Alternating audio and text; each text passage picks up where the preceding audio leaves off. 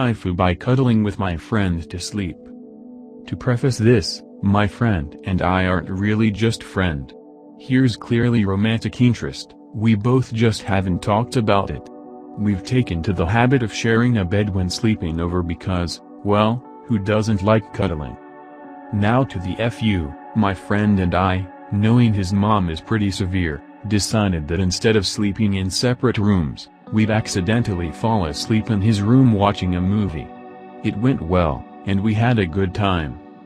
The next morning, I wake up to his mom yelling at him for sharing a bed with me, saying it was inappropriate since I'm not his GF, things of the sort. He's 17, I'm 16. Both old enough to share a bed with someone. Now, we're not allowed to have sleepovers anymore and we can't see each other for 2 months, which is a long time for us. We might even not be able to see each other for even more time, knowing how his mom is.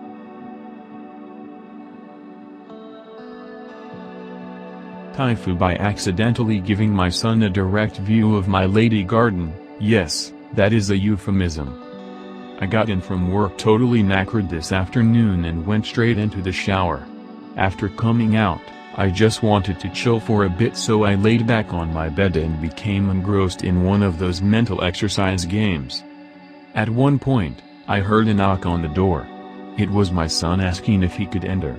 I was wearing a towel, so I didn't see any issue with it. As he entered, he let out a quietly deflated and mildly shocked "oh." He then stepped back and closed out the door a little. What was "oh"? I realized that I was so invested in the game that I didn't stop to consider how I was positioned. From the way I was sat, one leg lifted and crossed over the other, he could see everything, and I mean everything, in all its unshaven glory shivers. I was mortified and didn't know what to say. I dropped my phone instantly. Oh my god. I'm so sorry. I totally just flashed my lady parts at you. I rushed over to the door to apologize further. He told me it was no big deal, but I could tell he was embarrassed. The poor lad looked like he couldn't wait to get away.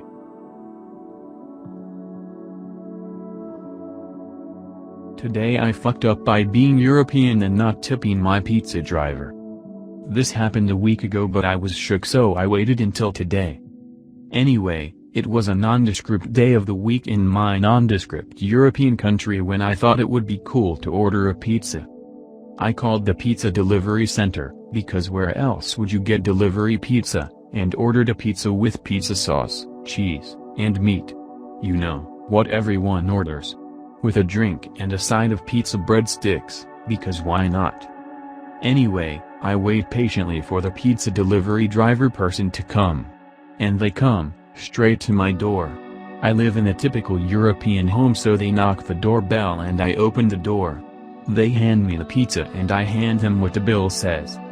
They leave, driving off in their vehicle, obviously not provided by their pizza company, because that's how communist European countries work.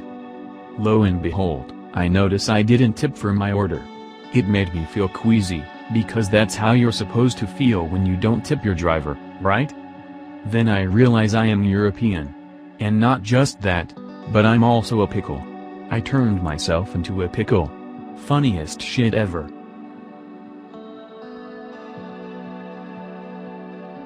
Today I fucked up by not preparing for my dream job interview.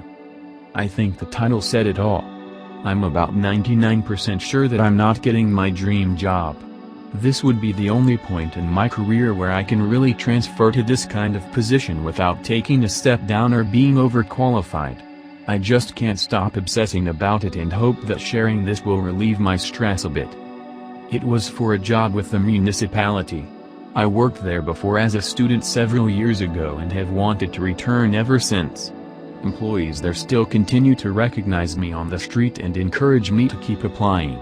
So I was over the moon 3 weeks ago when a job ad was posted that I was perfect for, probably one of 3 possible positions I'd even want. I spent the weekend sharpening up my resume, writing a perfect cover letter, and sending in a strong application. I didn't hear anything for 2 weeks, so assumed they must have had better candidates. Then out of the blue on Wednesday I got a call for an interview with less than 48 hours notice.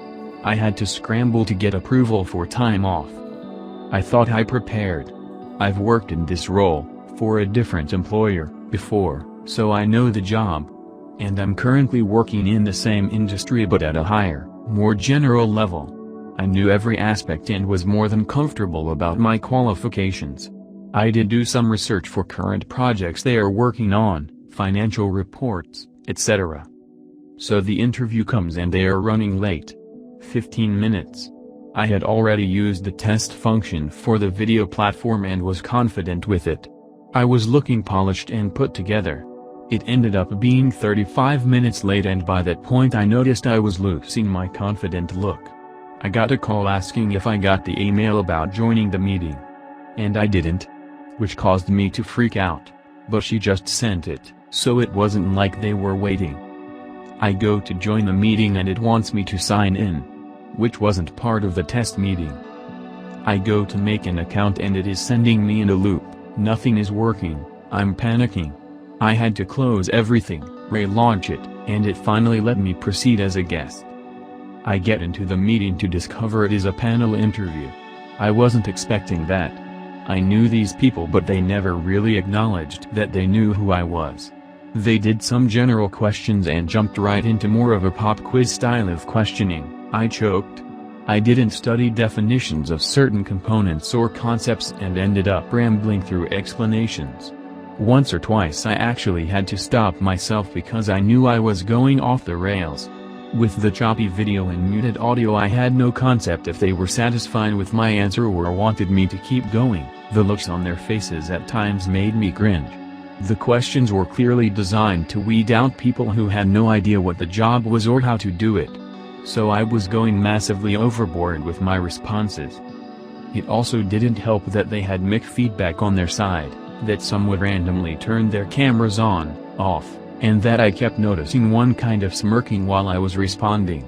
It didn't help that I also had to look at myself during the interview and my facial expression was screaming that I was dying inside.